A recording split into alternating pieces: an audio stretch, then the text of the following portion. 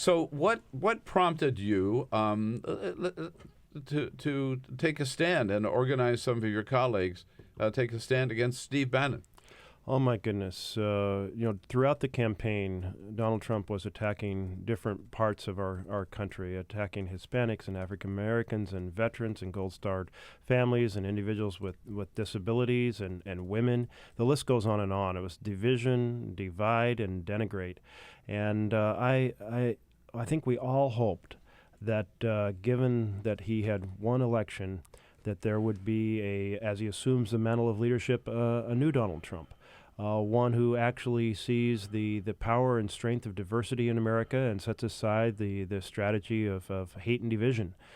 But what we have seen is that as his chief strategist, he has brought in a white nationalist whose website has been a place, a home, if you will, for those with racist views, misogyny, just ugliness of all types, and including against the LGBT community. And so this is outrageous. Someone like Steve Bannon should not be within 100 miles of the Oval Office. By the way, you mentioned white nationalist. He describes himself as a white nationalist, because I've seen a lot of people saying, don't be so hyperbolic about Steve Bannon. He would call himself, and he does call himself, a white nationalist. This isn't hyperbole. No, there's an effort to whitewash the situation, say, well, he's just a nationalist. He believes in America. But no, you can check out the number of outrageous things that he's put up on his website. One that I think we all remember is just a couple weeks after the massacre of African Americans in a church in South Carolina, where the Confederate flag was symbolically displayed and presented as a symbol of that massacre. He ran, "Hoist It High" article, and it was the headline. It was the headline, and that's just there's not just one or two of these articles. We're talking a daily strategy of inciting hate and division. Now, Senator, we've heard so many people. Reince Priebus, Kellyanne Conway, your colleague John Cornyn from Texas yesterday said this on the Senate floor.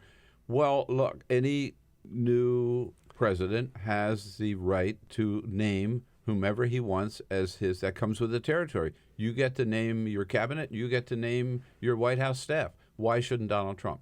He has the complete power to do what he wants, and we have the complete power to criticize it.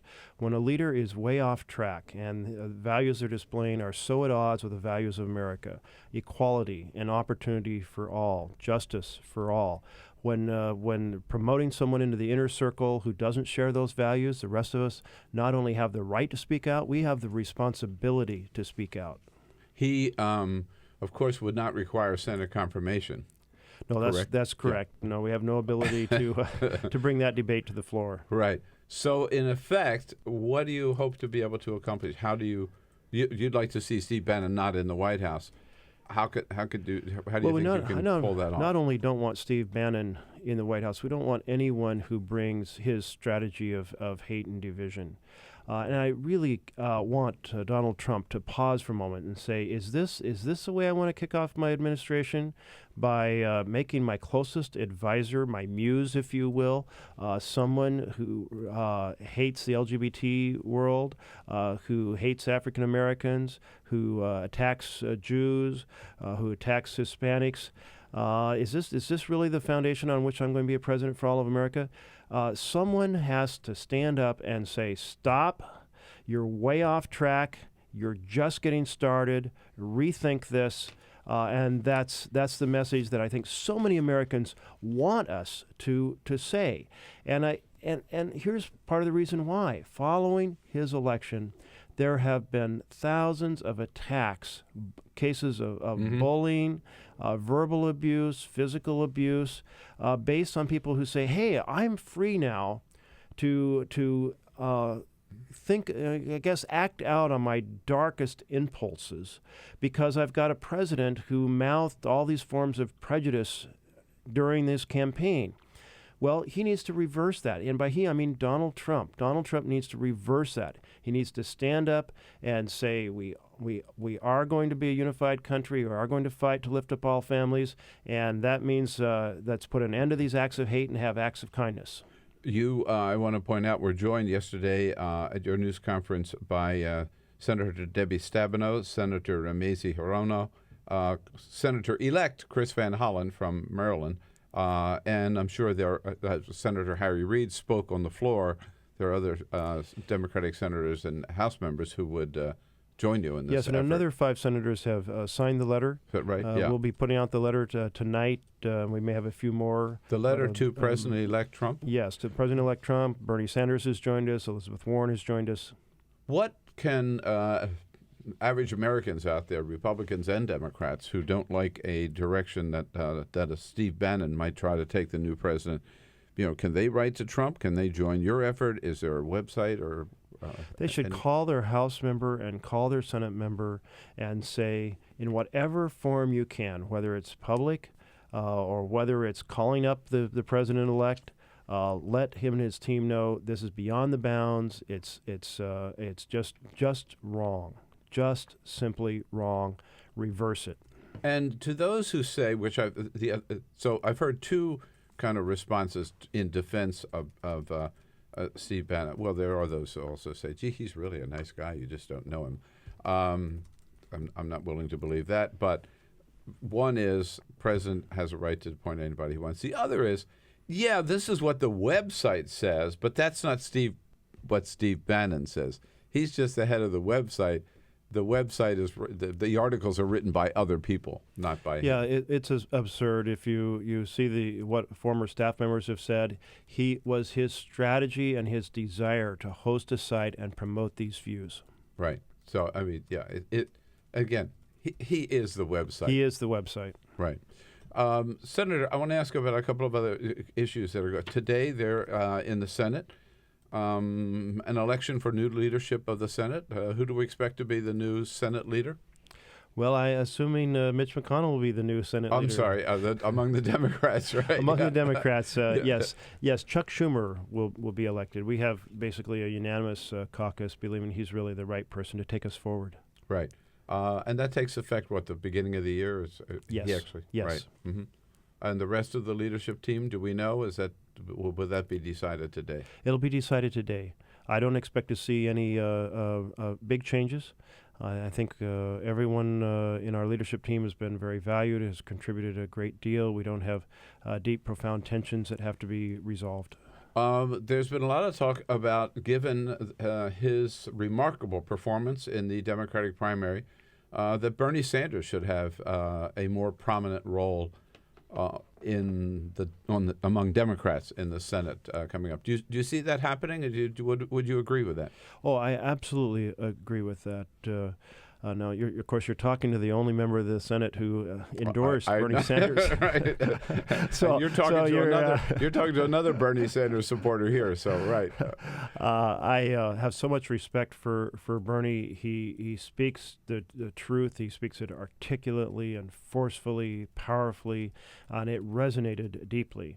And I think we should all pay a lot of attention to that. And so he certainly, the Senate's small enough that there's multiple ways to be influential without titles.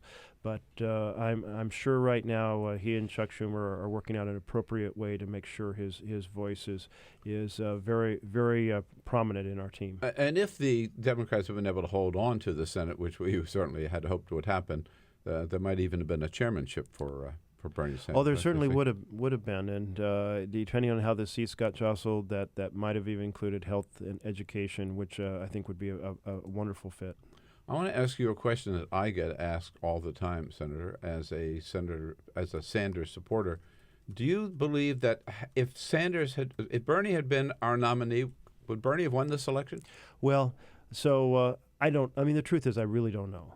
Because there's so many things that unfold that you don't expect in any campaign. But what I can tell you is that his message mobilized tremendous grassroots energy, and that tremendous grassroots energy is extraordinarily valuable in a campaign.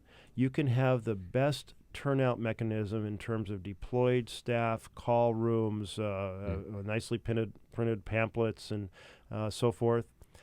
But if you don't have that kind of energy, you fall short.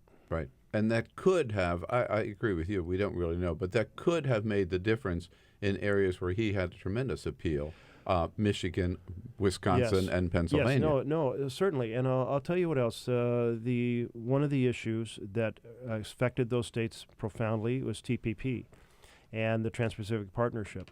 And for many of us, it's blatantly obvious that if you hand your competitor an enormous economic advantage in the cost of production by saying you can pay lower wages, wages a tenth of ours, you can pay lower costs for environmental equipment, and so forth, that your opponent's going to outcompete you because their costs of production are lower, and therefore they are going to be the manufacturer and you're going to go out of business.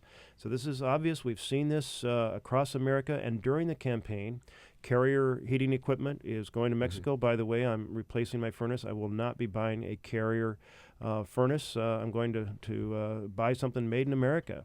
But the choices get fewer.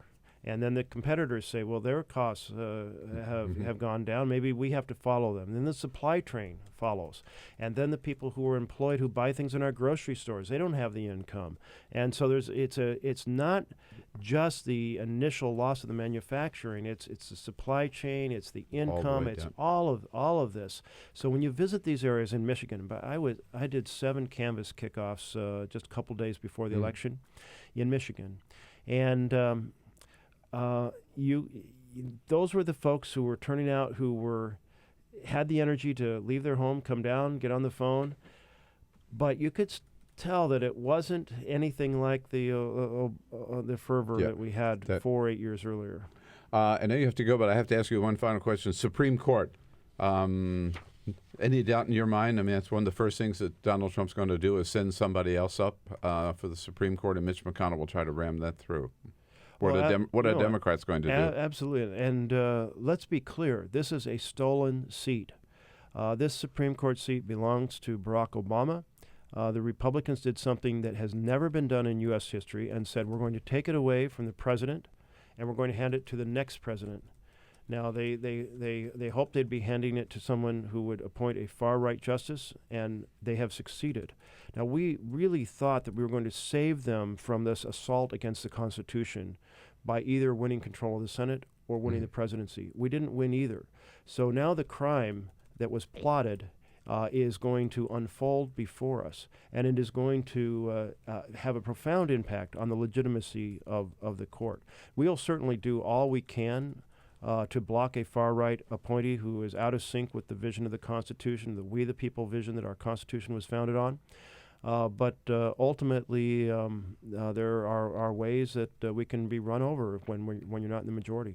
Senator, it's good to have you there leading the fight. Thanks so much for all that you're doing, and thanks for coming in this morning. And on the Steve Bannon bandwagon, we'll be there right alongside of you, and hope we can pound some sense into Donald Trump on this. Tremendous. Thanks so much, Senator. Great to see you. We'll be right back. On your radio, on TV, and online. This is The Bill Press Show.